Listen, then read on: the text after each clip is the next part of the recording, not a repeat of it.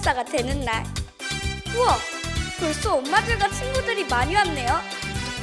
엄마랑 나는 지금부터 안전에 대해 열심히 배울 거예요.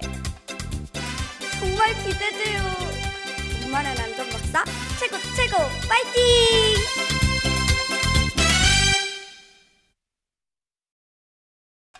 우리 아이 SOS. 엄마는 안전박사.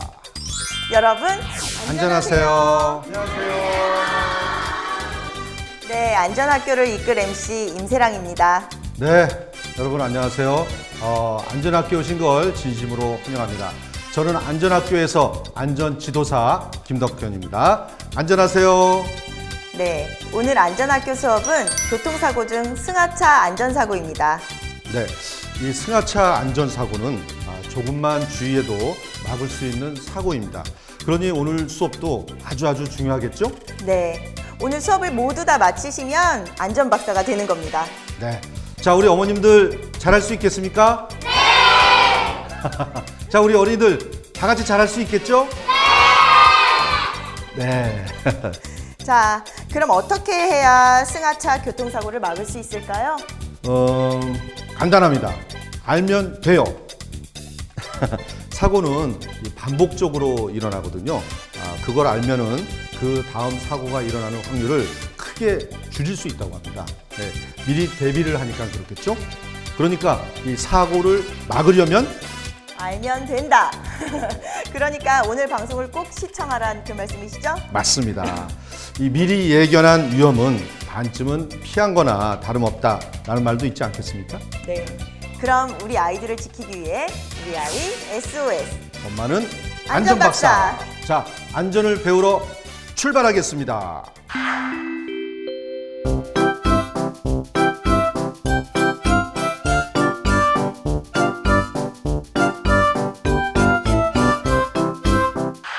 네, 먼저 어린이 안전 고수, 우리 안전학교 교장 선생님이신 허 교수님을 소개하겠습니다.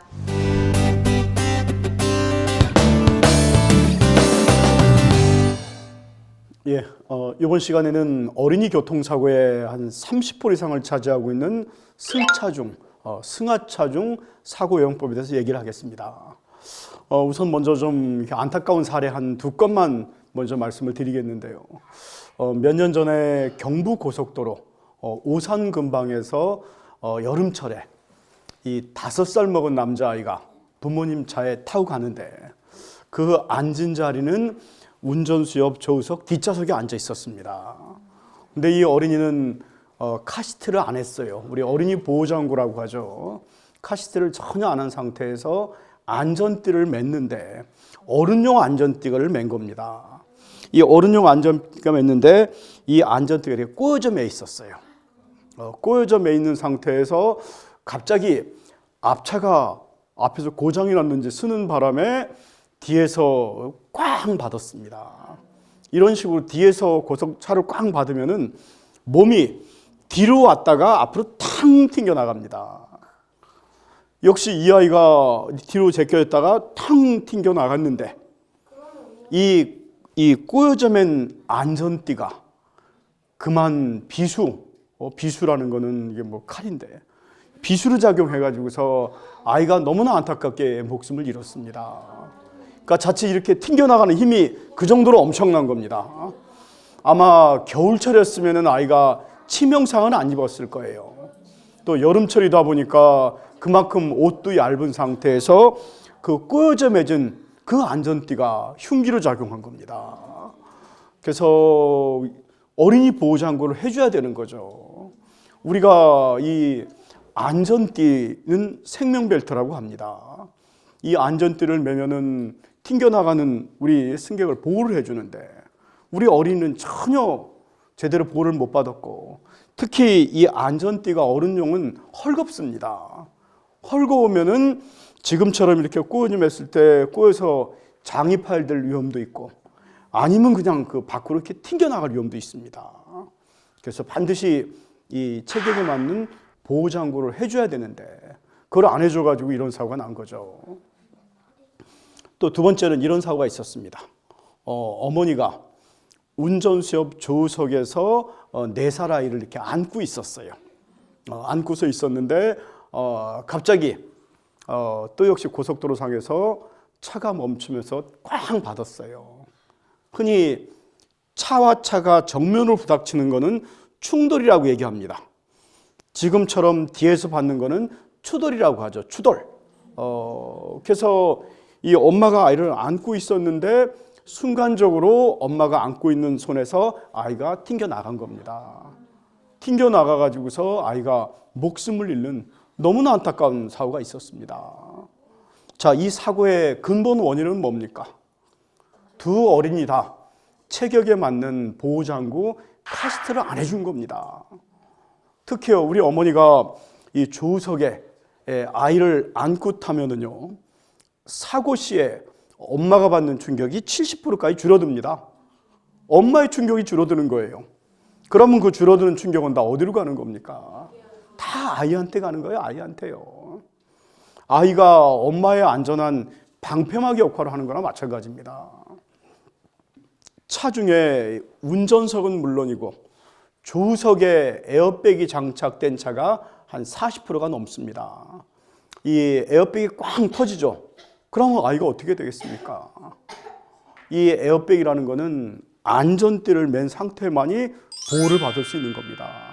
에어백이 팡 터지면은요, 이 에어백 터진 게 맞아서 우리 아이 목이 부러질 수가 있습니다. 뭐 치명적인 손상을 입는 거죠. 가장 위험한 자리는 운전석 조수석이 가장 위험합니다. 보세요. 이 충돌 시에, 아까 충돌은 차와 차가 부닥치는 거라고 얘기했죠. 나는 운전을 조심해서 하고 있어요. 근데 앞차가 부주의한 차가 핸드폰을 한다든가 딴 이렇게 하다 보면은 이 운전자는 저 차 왜 이래 그러면서 순간적으로 핸들을 왼쪽으로 꺾습니다. 꺾으면은 이 조수석 자리는 정면으로 부닥치게 되는 겁니다. 실제 교통사고 분석해 보면은 충돌 사고의 거의 95% 이상은 조수석 자리에 탄 사람만이 이 자리가 목숨을 잃을 정도로 가장 위험한 자리입니다. 그래서 상대적으로 가장 위험한 자리는 조수석 자리입니다. 그 자리는 가급적 어린이는 물론이고 우리 어른도 안 앉는 게 좋습니다. 근데 우리 아이는 앞좌석에 앉고 싶어 하고 그러다 보니까 혼자 앉기 불안하니까 엄마가 자녀를 안고 타는 겁니다. 정말로 한순간에 우리 아이가 정말 치명상을 입을 수가 있습니다. 전에는요, 제가 이제 제 옆차로에 젊은 어머니가 운전을 하시는데 뭐 젊은 아빠도 마찬가지겠죠. 아이가 한 3살 됐을까요? 그 아이를 안고서 운전하는 걸 제가 봤습니다. 그러니까 아마 이 아이가 엄마 품에 안 떨어지려고 하다 보니까 안고 하는데 이거 약간의 접촉사고로 아이가 잘못하면 압사당할 수도 있고요. 또 조수석에 조수석도 이 운전석에 에어백 많이 장착돼 있거든요. 터지면 정말 한순간에 이 치명상을 입는 겁니다. 그래서 이 카시트를 해줘야 됩니다.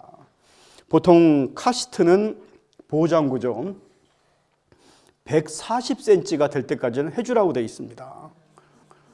우리 아이 키가 140cm가 돼야지만 발이 바닥에 완전히 닿습니다. 발이 바닥에 닿아야지만 차가 충격을 받아도 지탱할 힘이 있는 겁니다. 당연히 카시트 해줘야 되는 거죠.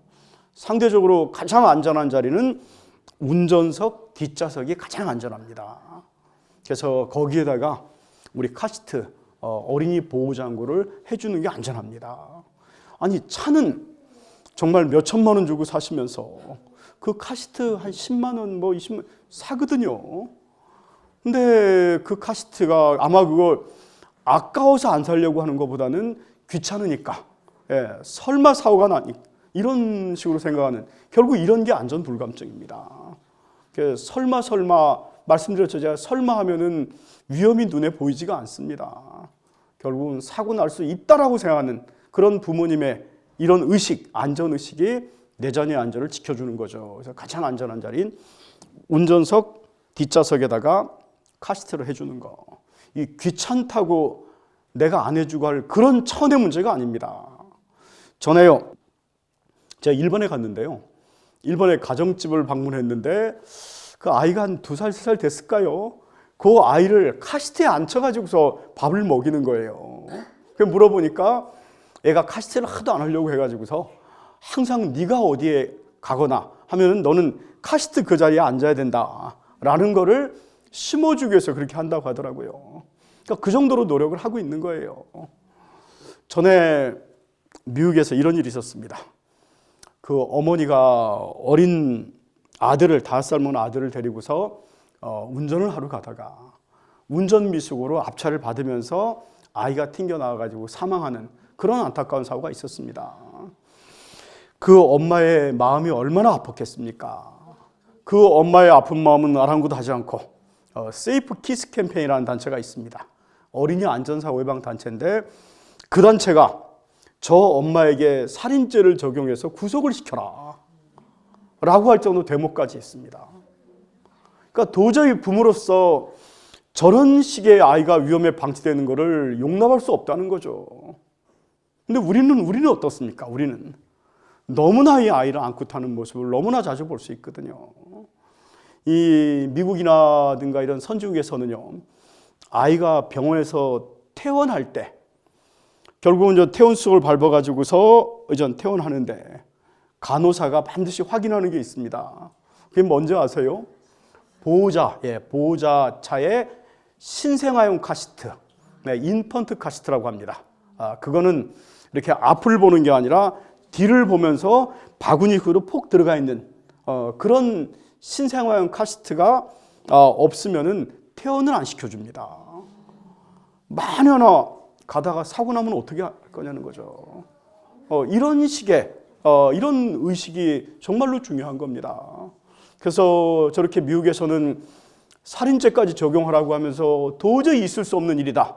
이런 일들이 우리 대한민국에서는 너무나 쉽게 보여지는 겁니다. 우리 아이들이요, 2017년 기준으로 9,000명 가까이가 차 안에 있다가 교통사고로 사망하거나 다치고 있습니다. 결국은 카시트만 제대로 올바르게 착용해주면 되는 겁니다. 그래서 만에 하나 어디 명절 때라든가 지방에 간다. 그럼 카시트로 해주고요. 부득이 카시트가 없다. 이건 임시 처방입니다. 이거는 작은 사고는 잡아줘도 큰 사고는 못 잡아줍니다. 만약에 부득이 카시트가 없다 이럴 때는 운전석 뒷좌석에다가 딱딱한 나무나 두꺼운 책을 먼저 올려놓으세요. 거기다가 방석 담요를 또 올려놓으세요. 올려놓고 아이를 거기에 앉히세요. 그래야지만 이 어른용 안전띠가 이렇게 오거든요. 책이 올라가야지만 어른용 안전띠가 몸 밑으로 내려갑니다. 반드시 펴줘야죠. 수건 같은 걸 한번 동에 매주는 것도 좋습니다. 아니면 여기다가 이 쿠션 같은 거 하나 집어넣어주는 것도 좋습니다. 왜냐하면은 아이가 그만큼 위험한 상황에서 보호장 역할을 해줄 수 있는 겁니다. 이런 식으로 이런 위험한 상황에 이런 식으로 배려를 하고 이런 사고 안 나게 하려고 이런 노력을 하려는 마음이 바로 안전의식인 거죠. 제가 대학에서 이 안전의식 하나만 갖고도 제가 3시간을 넘게 강의할 정도로 너무나 중요합니다. 그래서 만에 하나 사고 날 수 있다는 생각을 가지고서 카시트를 꼭 해주셔야 되고요. 보통 이 고속도로에서 승합차는 과속으로 달립니다. 승합차에 운전석 뒷좌석에 가운데 낑긋한 자리는 헤드레스가 없다 보니까 차가 뒤에서 쾅 받으면은 내 몸이 뒤로 확 제껴집니다. 확 제껴지는데 목 밑에까지는 보호가 되고 목 위에는 아무것도 없으니까 목이 뚝 꺾이는 겁니다. 그래서 그런 자리에서 그만큼 고속으로 달리는 고속도로에서는 목이 부러지는 그런 사고 위험이 아주 높은 거죠. 자, 일본에서는 이런 분석 자료가 좀 많습니다. 이 가족을 죽이는 그런 사고가 많이 발생하는 곳이 어디겠습니까? 아버지가 아들을, 아들이 아버지를. 자동차 아닙니다. 자동차 아닙니다.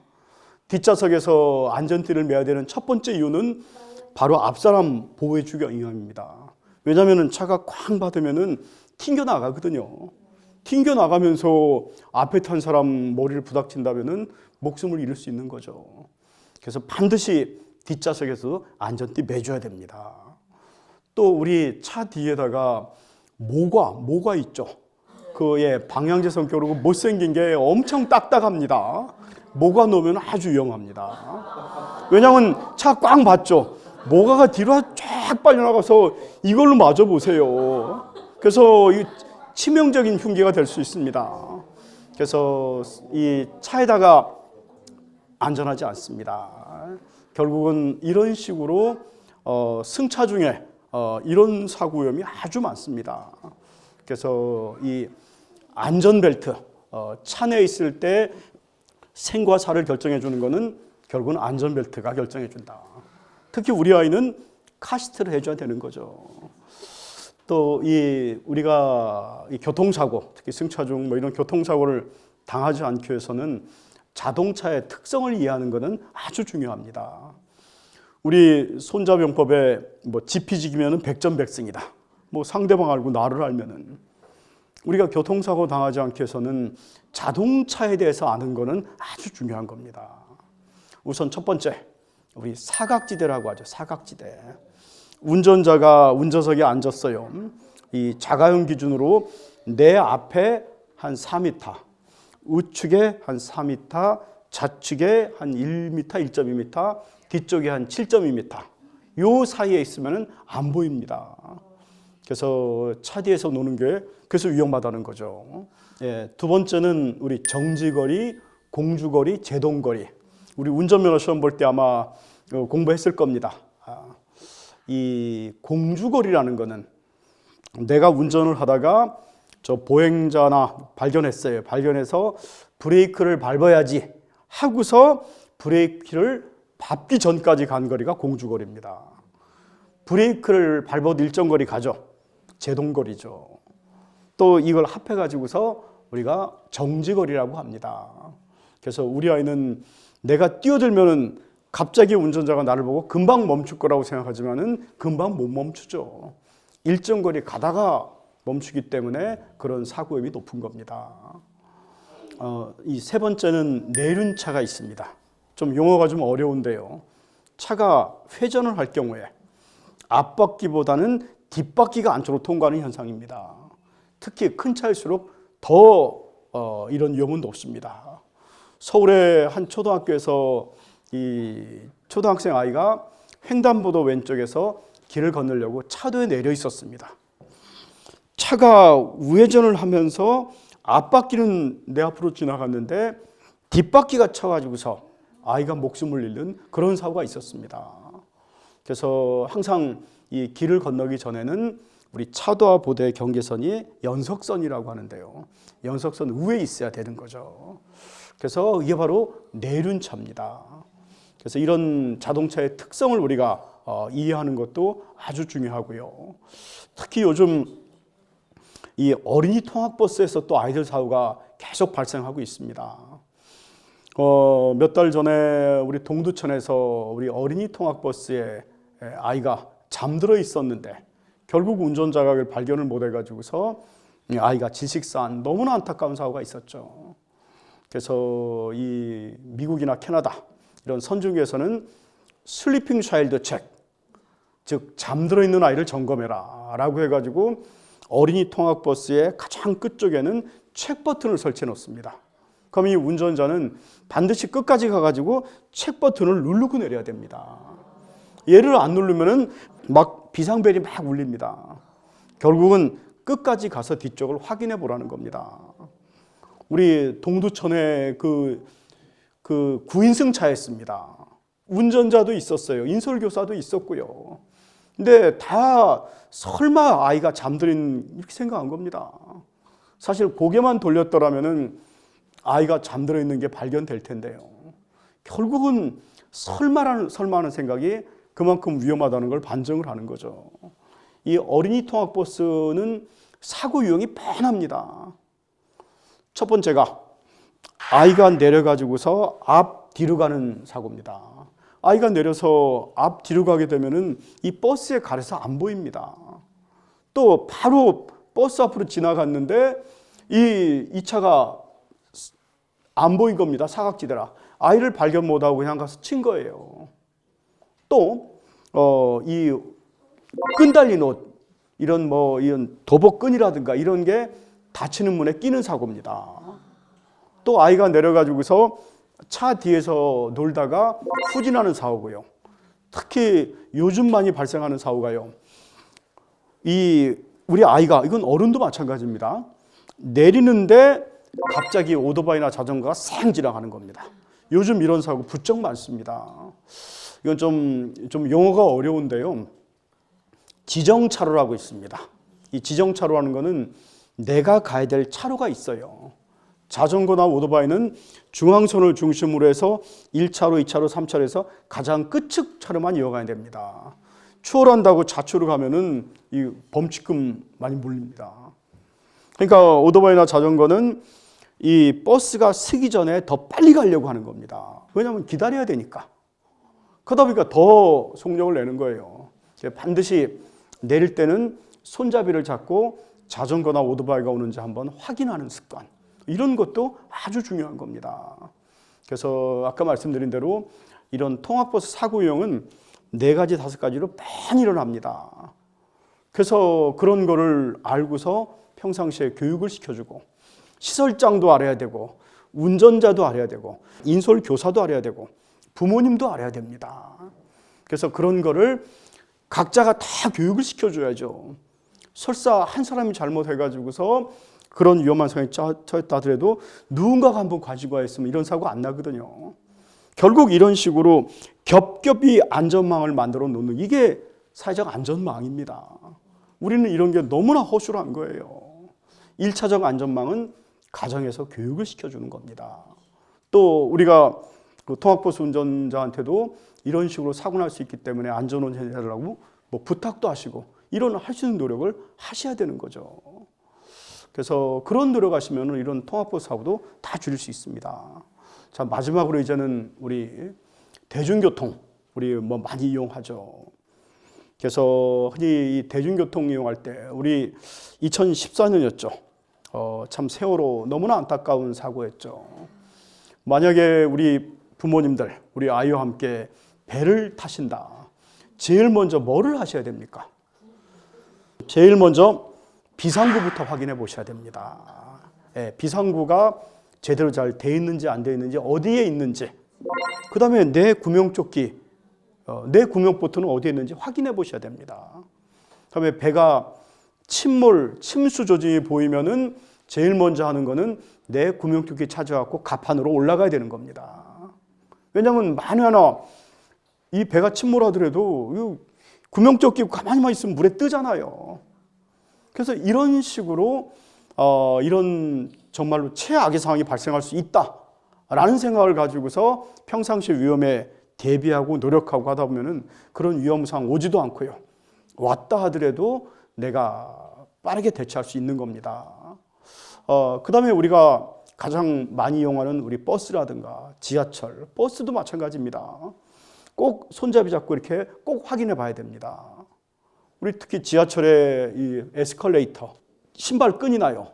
길게 늘은 치마끈이 낄 수 있습니다. 낄 때 절대 손으로 빼면 안 됩니다. 손으로 빼면 같이 손도 빨려 들어갑니다. 그래서 빠르게 그냥 벗든지 이렇게 해야 됩니다. 차라리 신발 이렇게 쓰면 신발 벗고서 벗어야 됩니다. 근데 이런 거는 평상시에 교육을 받았을 때만이 할 수 있고요. 그런 교육이 안 되면 그런 위험한 상황으로 갈 수밖에 없는 겁니다.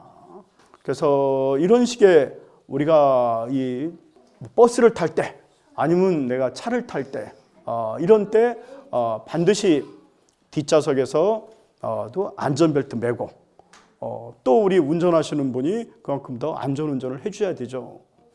그래서 제가 이 운전자들을 대상으로 해서 자가운전 체크리스트를 만들었습니다. 이런 자료도 제가 안내를 해드릴 테니까 우리 운전자 입장에서 과연 나 자신의 안전운전 점수는 몇 점인지를 스스로 한번 이렇게 체크해 보면서 내 안전운전 점수를 높이려고 노력하는 거, 이것도 역시 내 자녀의 안전과 직결되는 겁니다. 지난 전 시간에서도 제가 말씀을 드렸습니다만 이 자동차는 문명의 이익이지만은 사람의 목숨을 빼앗아가는 흉기이기 때문에 그만큼 이런 위험성을 알고서 내가 어떤 마음의 여유를 가지고서 양보 운전, 방어 운전 해주는 그런 노력들도 아주 중요하고요.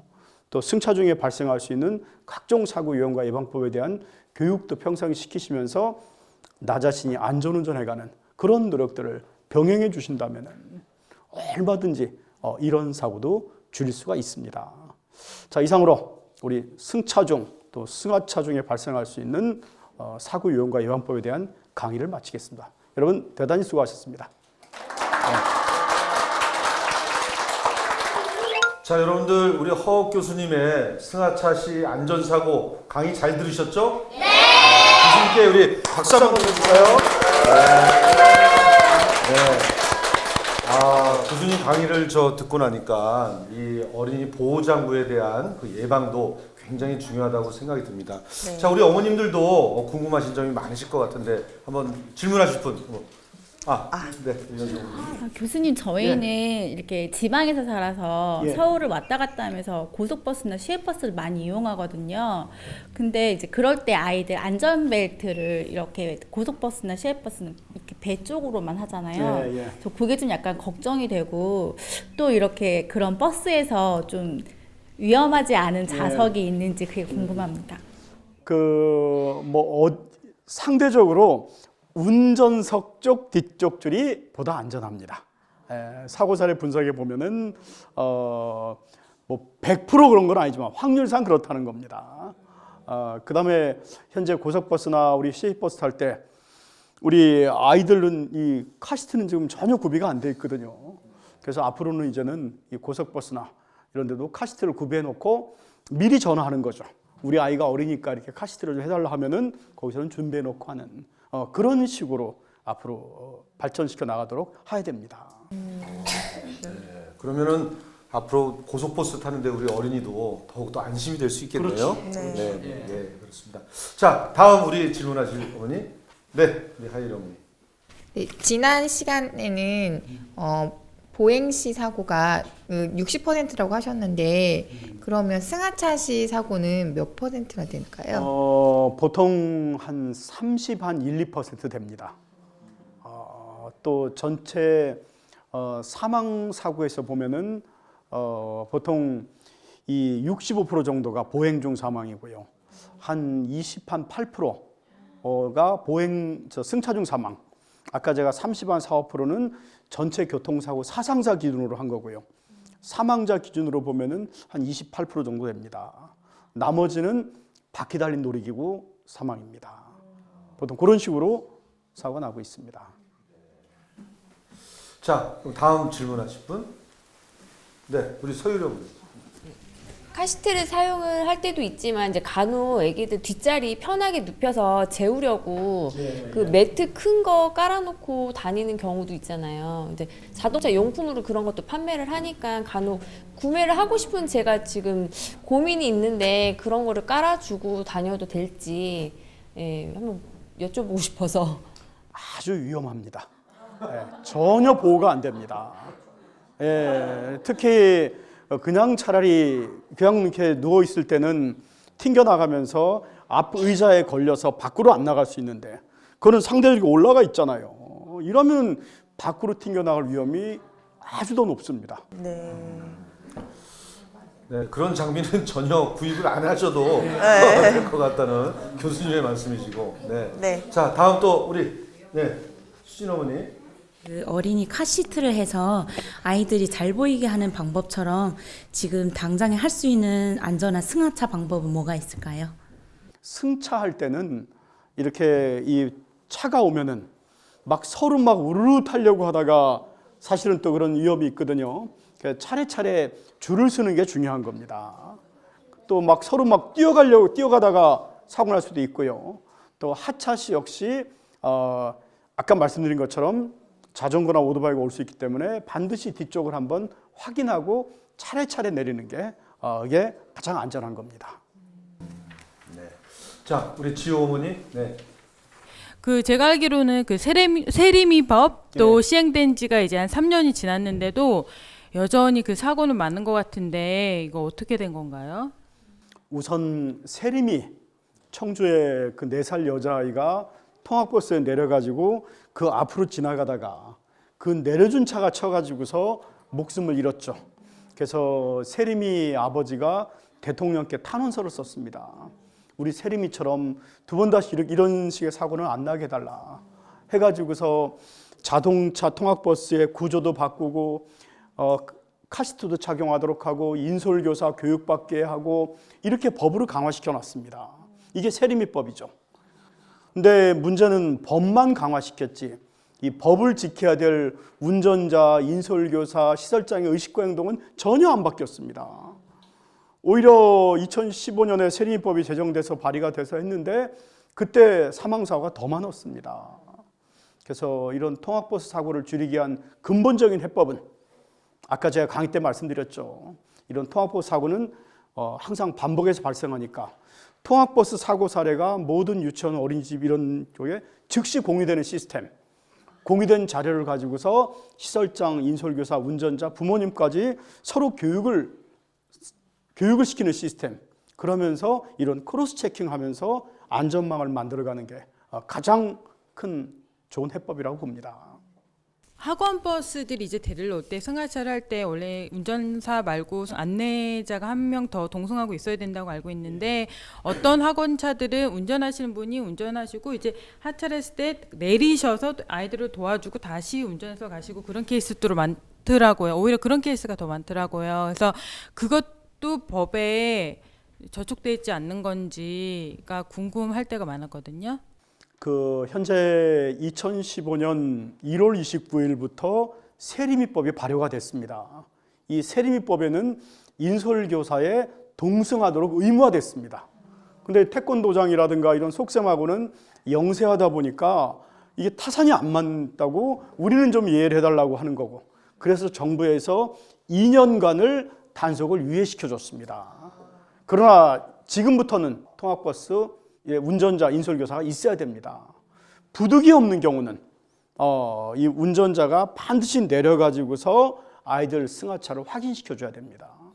자칫 룸미러, 백미러나 보고서 다 내렸으려니 하고서 출발하다 보면은 종종 아이가 닫히는 문에 낀다든가 뭐 이렇게 들려놨는데 출발했다든가 해가지고서 발생하는 사고 종종 일어나는데 이런 거는 엄격한 법규 위반입니다.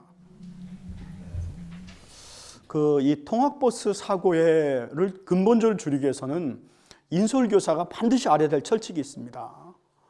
인솔교사는 가장 늦게 타고 가장 일찍 내린다. 전에 잠실에서 그런 사고 났었죠. 이 인솔교사가 저 안에 들어가 있었습니다. 5살 먹은 남자아이가 이렇게 타는데 운전자가 문도 안 닫은 상태에서 급출발했어요. 그래갖고 아이가 떨어져서 목숨을 잃는 그런 사고가 있었는데요. 그래서 인솔교사는 가장 늦게 타라, 다 안전하게 하도록 해주고 가장 일찍 내려라, 일찍 내려서 안전하게 아이들을 하차시켜 주라는 거고요. 또 여기 하나 더, 이 통학버스 운전자의 철칙, 아이의 승하차 방향은 인도 쪽으로 해라. 결국은 인도 쪽으로 내리게 해야 되는데 한 번은 승차 등원시킬 때는 인도 쪽으로 내려졌는데 자기 하원할 때는 방향 가기 좋은 대로 하려고 차도 쪽으로 놓은 거예요. 이 아이가 차도로 가다가 저 앞에 경사진 도로에 주정차로는 차가 밀려가지고서 아이가 쳐서 사망하는 그런 사고가 있었습니다. 그래서 이런 어린이 통학버스의 승하차 방향은 반드시 인도 쪽으로 해라. 이런 기본 원칙을 안 지키면은 이런 사고가 발생하는 겁니다. 네.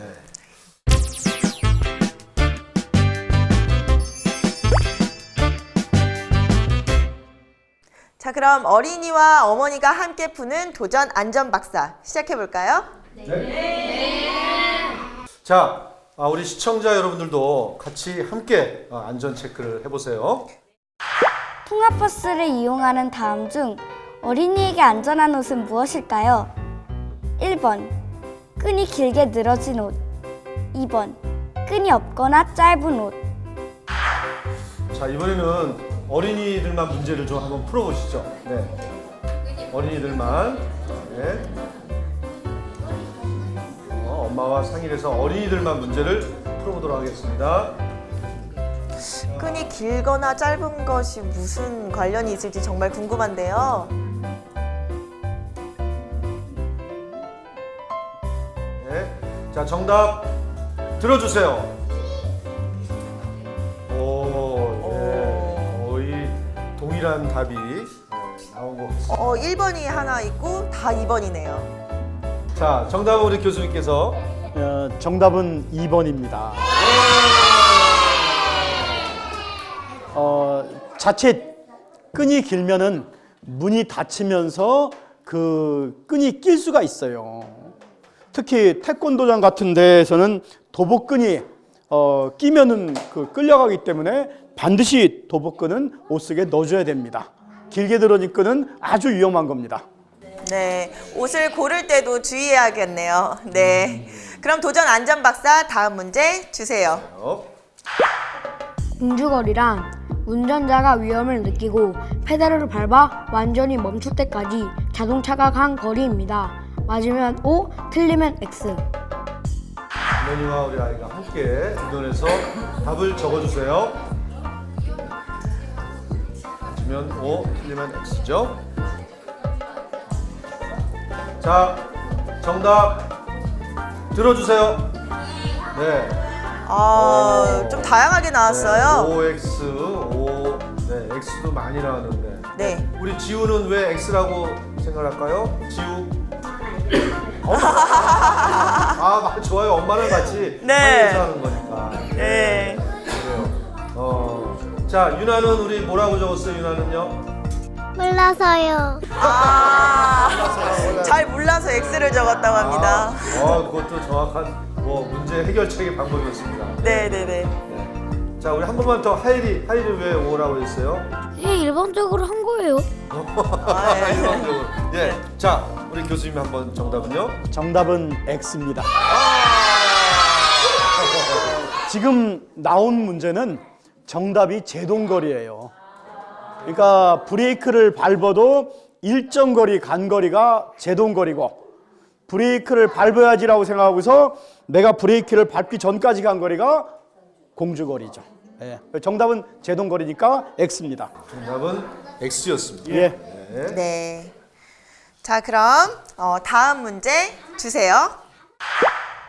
버스에서 내릴 때 오토바이나 자전거가 오는지 뒤쪽을 확인하고 내립니다. 맞으면 O, 틀리면 X로 표시해 주세요. 자, 이번에는 어린이들 문제니까 우리 어린이들이 한번 적어봐 주세요. 네, 정리해서. 자, 정답 들어주세요. 네.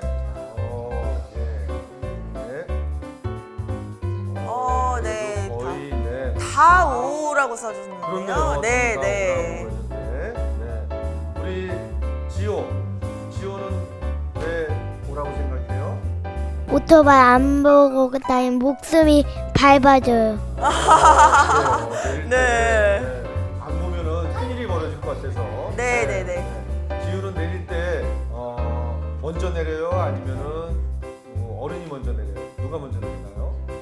엄마가 먼저 내리고 그다음에 엄마가 내려도 된다고 할 때 내려요. 그렇구나. 우리 재민이는 버스에서 내릴 때 누가 먼저 내려요? 엄마가요. 엄마가. 왜 먼저 우리 재민이는 내리지 않아요? 엄마가 넘어질 때 잡아주려고요. 네, 교수님. 예, 정답은 O입니다. 예. 우리 오토바이나 자전거 오는지 반드시 확인하고 내려야 됩니다. 네, 모두 잘 맞춰주셨으니 다음 문제로 넘어가겠습니다. 날씨가 더울 때도 창문을 열고 손과 머리를 밖으로 내놓지 않습니다. 맞으면 O, 틀리면 X. 네, 정답 적어주세요.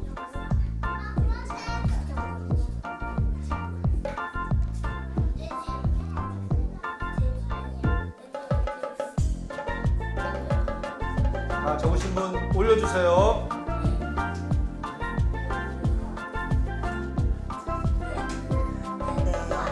X 3명. 있고 X도 있고. 네네.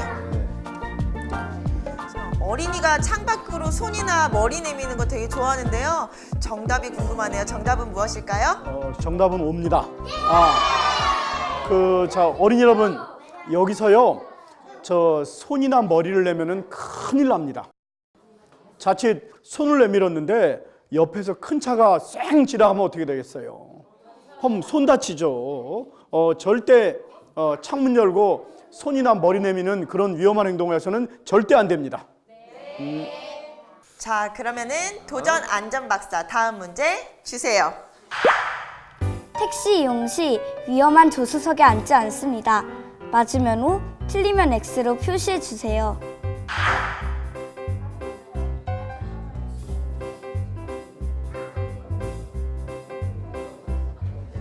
자, 정답 들어주세요. 네, 이번에도 O도 있고 이번에도 X. 네. 교수님 O도 있고 X도 있는데 교수님께서 정답을 한번 내주시죠. 그 조수석은 위험하기 때문에 타지 않는다가 맞는 겁니다. 그럼 정답은 O입니다. O입니다. 예. 조수석이 가장 위험하다면 가장 안전한 곳은 어디일까요, 교수님? 가장 안전한 곳은 운전석 뒷좌석이 가장 안전합니다. 그래서 우리 어린이 여러분들은 항상 차 타고 갈 때는 운전석 뒷좌석에 카시트 보호장구를 하고서 앉는 게 가장 안전한 겁니다. 네. 자, 그럼 도전 안전박사 다음 문제 주세요. 캐나다에서는 운전자들이 가장 무서워하는 차는 경찰차가 아니라 어린이 통학 차량이다. 맞으면 O, 틀리면 X. 외국에서는요. 네. 아니, 통학 차량이 난폭 운전을 하나요? 이런 문제가 나오는 게 좀 신기하네요.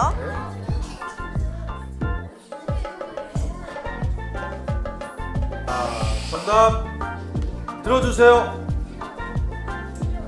정답 들어주시고, 네.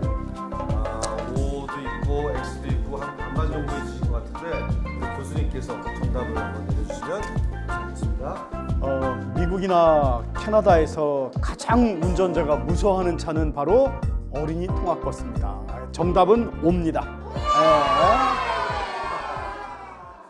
그 이유는 이 어린이 통학버스가 멈췄는데 추월하거나 또는 심지어 길 건너편에서 오는 차도 일단 멈춰야 되는데 이거를 안 멈추면은 벌금이 $1,000입니다. 한 100만 원 가까이 되죠.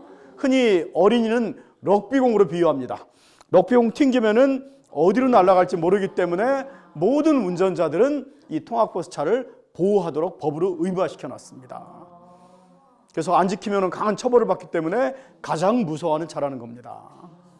자, X라고 적으신 분들이 있는데 노아는 왜 X라고 적었어요? 어린이가 무서울 일이 없잖아요. 그래가지고 X로 했어요. 맞습니다. 외국에서는 어린이 통합차가 제일 안전해서 제일 보호해야 되기 때문에 그런 차원인 것 같아요. 네. 자, 다음 문제. 자, 그럼 다음 문제 주세요. 에스컬레이터를 탈 때는 손잡이를 꼭 잡고 노란 선 안에 섭니다. 맞으면 O, 틀리면 X로 표시해 주세요. 에스컬레이터 탈 때 손잡이를 잡는 부분의 문제인데요. 자, 정답 적어주시고, 자, 다 같이 정답 들어주세요. 저는 O인데요. 네, 전부 다 저는 O로 선택을 했습니다. 자, 교수님. 예, 정답은 O입니다. 자, 우리가 이 에스컬레이터 탈 때는 두 가지 조심해야 됩니다. 우선 손잡이를 반드시 잡아야 되는 거 하나. 두 번째는 앞에 노란 선이 있는데 이 손에 거기에 들어가면 안 됩니다. 손이나 발이 끼면은 큰일 나죠. 빨려 들어갈 수가 있습니다. 그래서 그 두 가지는 에스컬레이터 탈 때 꼭 알고 실천으로 옮겨줘야 합니다. 네. 에스컬레이터 탈 때 막 뛰어가는 사람들도 있던데 네, 손잡이를 꼭 위험합니다. 잡고 그렇죠. 타야겠어요. 갑자기 에스컬레이터 가다가 이 작동이 멈추는 수도 있습니다. 네. 그렇게 되면 앞으로 쓰러지거든요. 또 뒤로 잘못하면 넘어질 수도 있고요. 그래서 반드시 손잡이를 꼭 잡고 있어야 됩니다. 그럼 다음 문제 주세요. 다음 중 안전한 어린이는 몇 번 어린이일까요? 1번 안전띠 미착용 어린이, 2번 어른의 안전띠를 착용한 어린이, 3번 앞좌석에 탄 어린이, 4번 안전띠를 메고 뒷좌석에 탄 어린이. 요 문제는 아까 우리 교수님께서 강의하실 때 문제가 나왔었던 내용이기도 합니다. 네, 정답 적어주시고요.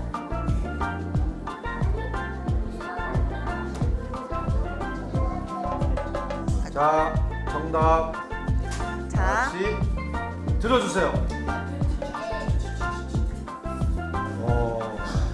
네, 번호. 교수님의 정확한. 정답은 당연히 4번입니다. 뒷좌석이 가장 안전하고 특히 운전석 바로 뒷좌석에 우리 보호장구 하는 게 가장 안전한 겁니다. 네, 지금까지 도전 안전박사 문제를 모두 다 푸셨습니다. 네, 오늘은 교통사고 중 승하차 안전사고에 대해서 배워봤는데요. 오늘 수업 어떠셨어요? 네. 자, 모두들 수고하셨습니다. 이번에는 안전체조를 준비했는데요. 즐거운 마음으로 안전체조를 하면서 오늘 수업 여기서 마치도록 하겠습니다. 여러분, 저희는 다음 시간에 또 뵙겠습니다. 우리 아이 SOS. 엄마는 안전박사. 여러분, 안녕하세요.